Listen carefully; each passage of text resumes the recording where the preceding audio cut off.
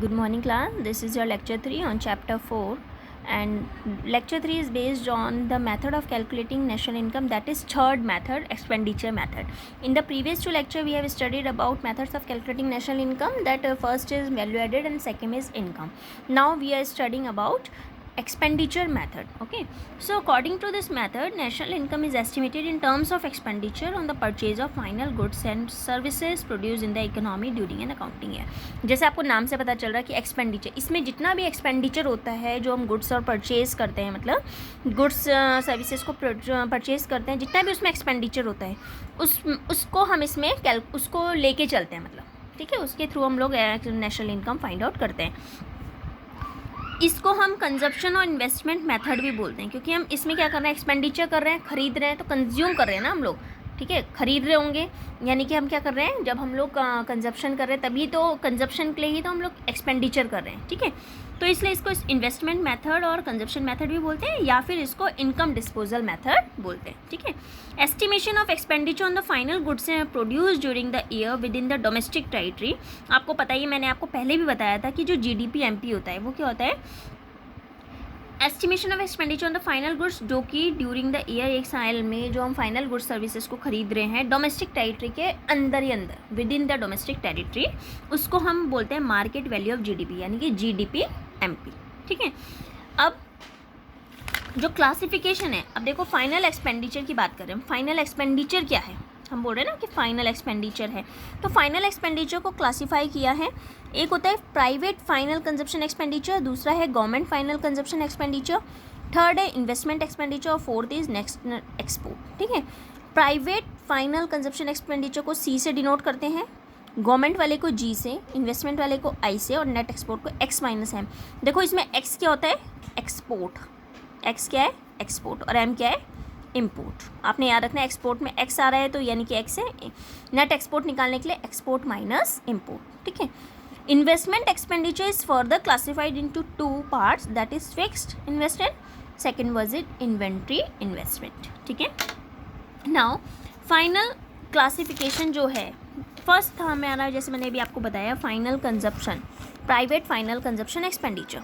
It refers to expenditure on final goods and services by the individual, household and non-profit private institutions serving society, जैसे HelpAge वगैरह होती हैं, ठीक है. जो फाइनल एक्सपेंडिचर है हमारा प्राइवेट फाइनल, वो क्या होते हैं, जो भी हमारे प्राइवेट फाइनल वो करते हैं, मतलब खर्चा कर रहे हैं, जो भी एक्सपेंडिचर कर रहे हैं. तो इसमें आपका क्या क्या आता है, कंज्यूमर सर्विसेज आता है, consumer and non durable goods, जैसे कि goods which are repeatedly use, जिसको हम रिपीटेडली यूज़ नहीं कर सकते, which are not repeatedly use, जैसे ब्रेड एंड बटर, उसको हम बार बार यूज़ नहीं कर सकते, ठीक है. तो ये भी इसके अंदर आते हैं.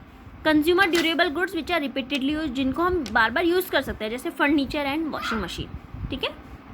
Now second one is government final consumption expenditure, जिसको हम G से डिनोट करते हैं. It refers to expenditure on final goods and services. इसमें गवर्नमेंट का बोल रहे हैं, तो गवर्नमेंट का जितना भी खर्चा होता है वो सब इसमें इंक्लूड होता है, ठीक है ना. Like expenditure on the purchase of goods for consumption by a defence personnel, defence वगैरह के लिए जो गवर्नमेंट खर्चा करती है उसको.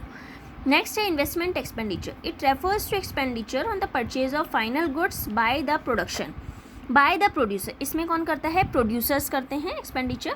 These goods are to be further use in the process of production. Example, by expenditure by the farmers on the purchase of tractors, जैसे investment producers है, प्रोड्यूसर क्या कर रहे हैं, ट्रैक्टर वगैरह खरीद रहे हैं, ठीक है, तो उसको क्या बोलते हैं, हमारा इन्वेस्टमेंट एक्सपेंडिचर.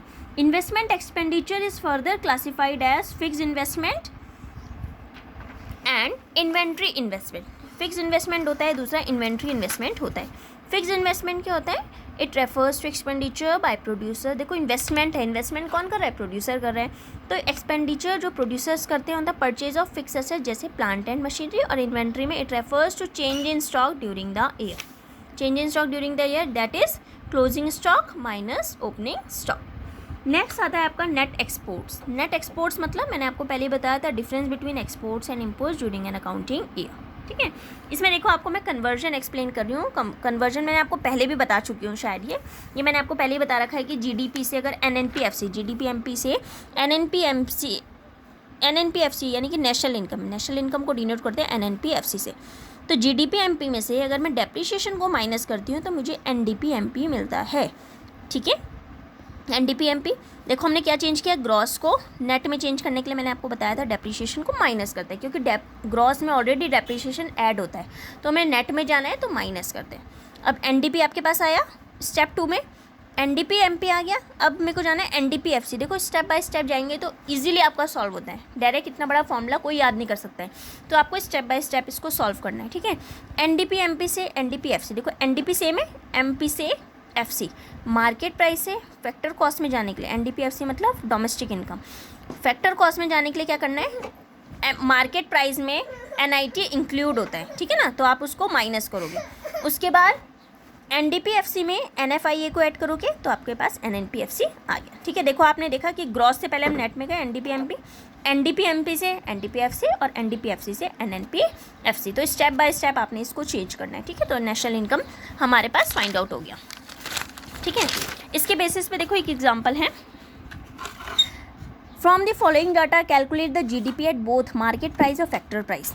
इन्वेस्ट आपको आइटम्स दे रखे हैं, रुपीज़ दे रखे हैं, तो आपने सॉल्यूशन कैसे करना है, देखो GDP-MP निकालना है पहले, मैंने आपको बताया जब GDP-FC निकालना है, GDP-MP और GDP-FC दोनों निकालना है, तो GDP-MP के लिए ग्रॉस इन्वेस्टमेंट होगा, नेट एक्सपोर्ट आपको गिवन है, plus private consumption expenditure include होगा, और प्लस गवर्नमेंट ने जितना परचेज़ किया वो सब ग्रॉस में आता है, सबको प्लस किया दैट इज़ 550।